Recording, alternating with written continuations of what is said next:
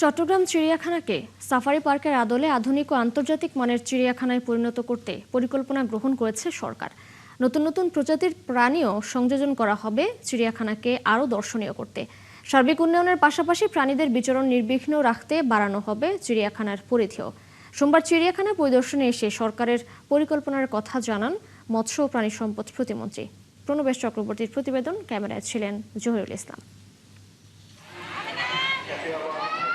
চট্টগ্রাম চিড়িয়াখানায় বাঘের সংখ্যা 17টি। এর মধ্যে আছে দুর্লভ প্রজাতির সাদা বাঘও। কিন্তু এখানে নেই বাঘের জন্য পর্যাপ্ত খাঁচা ও বিচরণের জায়গা। অনেকগুলো বাঘের বিচরণ একসাথে দেখার আশায় চিড়িয়াখানায় আসলেও বাইরে থেকে খাঁচার ভিতরে বাঘগুলো ভালো করে দেখতে পান না দর্শনার্থীরা। আশানুরূপ বাঘের বিচরণ দেখতে না পেয়ে হতাশ তারা। এখানে 5-6টার মতো দেখা যাচ্ছে, কিন্তু এখানে বাঘ আছে অনেকগুলা, কিন্তু তারা এখানে পর্যাপ্ত জায়গার জন্য। কালার এক্সপার্ট ডার্ক স্যাপ এবং মাইল্ড অন হ্যান্ডস টেকনোলজি সমৃদ্ধ অরিক্স অ্যাডভান্স ডিটারজেন্ট পাউডার আপনার লন্ড্রি এক্সপার্ট। আমরাও দেখতে পাচ্ছি না। শুনছিলাম যে 17টা বাঘ আছে, কিন্তু এখানে তো মনে হইতেছে না যে 17টা বাঘ আছে। তাও হয়তো থাকতে পারে, কিন্তু আমাদের চোখে পড়তেছে না। বাঘগুলা একদম কি শোয়া অবস্থায়, না লড়ে না চড়ে না ওড়ে না কিছু।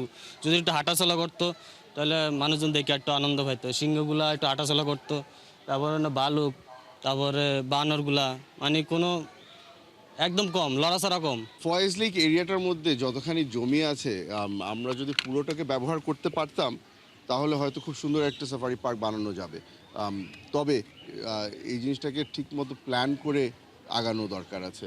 চিড়িয়াখানার জায়গার এই সংকট নিরসনে অবশেষে পদক্ষেপ নিয়েছে সরকার। সোমবার চিড়িয়াখানা পরিদর্শনে এসে সরকারের পরিকল্পনার কথা তুলে ধরেন মৎস্য ও প্রাণী সম্পদ প্রতিমন্ত্রী। জানান, আন্তর্জাতিক মানের সাফারি পার্কের আদলে তৈরি করা হবে চট্টগ্রাম চিড়িয়াখানাকে। এখানে অনেক প্রাণী, নতুন প্রাণী ইন্ট্রোডিউস করব, আমরা নতুন প্রাণী আনব। এই বাঘগুলি বাংলাদেশের ঐতিহ্য, এটিকে সংরক্ষণ করা, এইটাকে ব্রিডিং করা, কীভাবে এগুলিকে আমরা বাড়াতে পারি সেই বিষয়গুলি বিবেচনা নিয়েই আমরা পদক্ষেপ নিব। আর চিড়িয়াখানা কর্তৃপক্ষ জানায় এখানকার পরিধি আরও 8 একর বাড়ানো হবে। এটি করা হলে খাঁচায় থাকা প্রাণীদের বিচরণের জায়গাও বাড়বে। সবসময় আমাদের ফোকাস থাকে যে জায়গাটা বাড়ানো।